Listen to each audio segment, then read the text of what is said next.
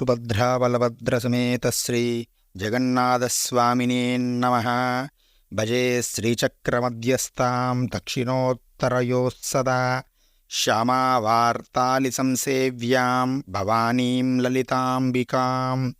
వైదిక సంస్కృతిలో సృష్టి స్థితి లయములకు కారణమైనటువంటి పరబ్రహ్మయే జగన్నాథుడుగా చెప్పబడింది. ఆ జగన్నాథుడైనటువంటి పరబ్రహ్మ త్రిమూర్త్యాత్మకుడై త్రిమూర్త్యాత్మక శక్తితో ఈ అనంతకోటి బ్రహ్మాండములను కూడా నడిపిస్తూ ఉన్నాడు. ఆ పరబ్రహ్మయే జగన్నాథుడుగా పురుషోత్తమ క్షేత్రమైనటువంటి పూరిలో నెలకొని ఉన్నాడు. షణ్మతాలైనటువంటి శైవ వైష్ణవ శాక్తేయ సౌర గాణాపత్య స్కాందములలో ఏ సాంప్రదాయానికైనా సరే జగన్నాథుడు ఒక్కరే కనుక ఆ శక్తులన్నింటి కలబోతా పూరిలో ఉన్నటువంటి జగన్నాథుడు.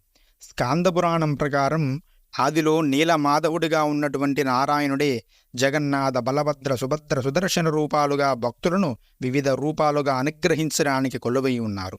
ఆషాఢమాసం జగన్నాథస్వామి వారి రథోత్సవం ప్రారంభమై 9 రోజుల పాటు ఉత్సవాలు జరుగుతాయి. అదే సమయంలో వారాహీదేవి నవరాత్రులు కూడా ఆషాఢశుద్ధ పాడ్యమి నుండి నవమి వరకు అనేది శాస్త్రంలో చెప్పబడినది.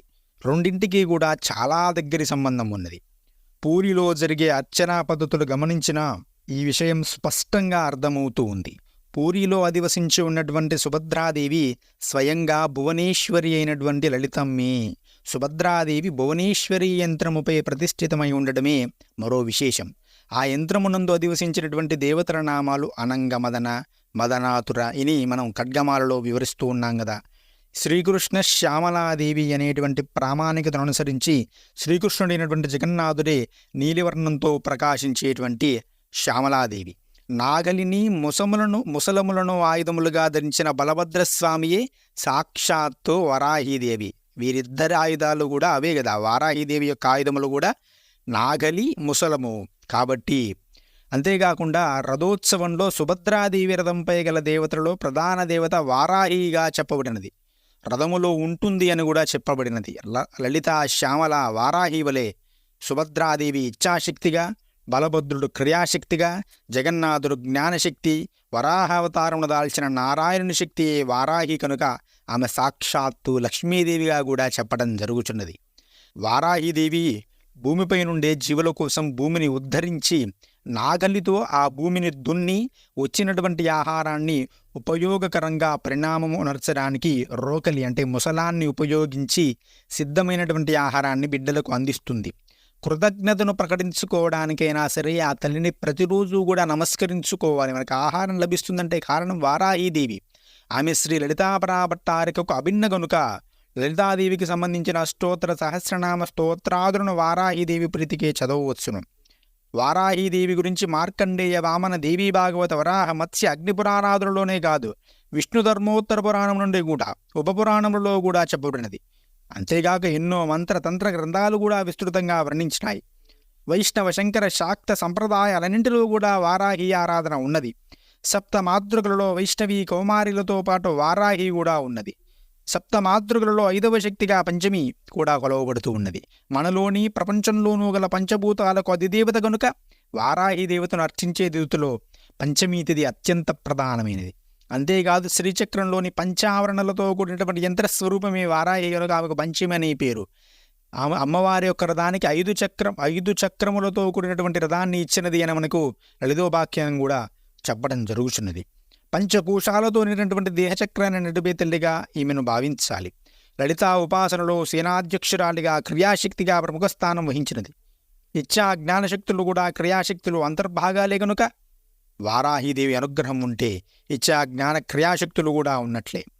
వారాహీదేవిగా వరాహవదనంతో శక్తిని అంతటినీ కూడా నాసికలో అంటే ముక్కులో నిబిడీకృతం చేసినది. అదే ప్రాణశక్తి. సమస్త బ్రహ్మాండాలను ఆ ఊపిరితో నిర్వహించే క్రియాశక్తి. షట్చక్రాలలో మణిపూర అంటే జలతత్వం, స్వాదిష్టాన అంటే అగ్నితత్వం, మూలాధార చక్రము భూతత్వములకు అధిష్టాతృదేవిగా యోగశాస్త్రంలో చెప్పబడినది. అదేవిధంగా లలితమ్మ ఆజ్ఞాచక్ర స్థానమైనటువంటి బొరుగుడు నుండి హల ముసలములను తీసి వారాహిదేవికి ఇచ్చినట్టుగా మనకు లలితోపాఖ్యానంలో చెప్పబడినది. ఆ కారణముగా లలితమ్మ ఆజ్ఞాచక్రాధిష్టాన దేవతగా కూడా చెప్పబడుతూ ఉన్నది వారాహిదేవి. లలితాదేవి భక్తులను ఆ అమ్మ దగ్గరకు చేర్చడంలో కరుణామయి. ధైర్య వీర్య విజయాలకు ప్రతీక. భూమిని హిరణ్యాక్షుడు బాధించినప్పుడు ఈ శక్తి వరాహస్వామిగా భూమిని ఉద్ధరించినది. ముఖ్యంగా భూరక్షణకు భూమిపై నివసించే మనందరిని రక్షించే శక్తి శ్రీ వారాహిదేవి. ఆత్మన్యూనతా భావం గలవారు రోజు వారాహీదేవికి నమస్కరిస్తే చాలు ఆత్మస్థైర్యం వస్తుంది. వారాహి పంచకంలో చెప్పినట్టుగా వారాహి కరుణారస హృదయ, అనేక జన్మల కొద్దీ సంసారాదులలో కూరుకుపోతున్న వారిని ఉద్ధరించడానికి అమ్మవారు 2 కోరలతో ఉన్నటువంటి వరాహవదనముతో ఉన్నటువంటి రూపాన్ని ధరించినది.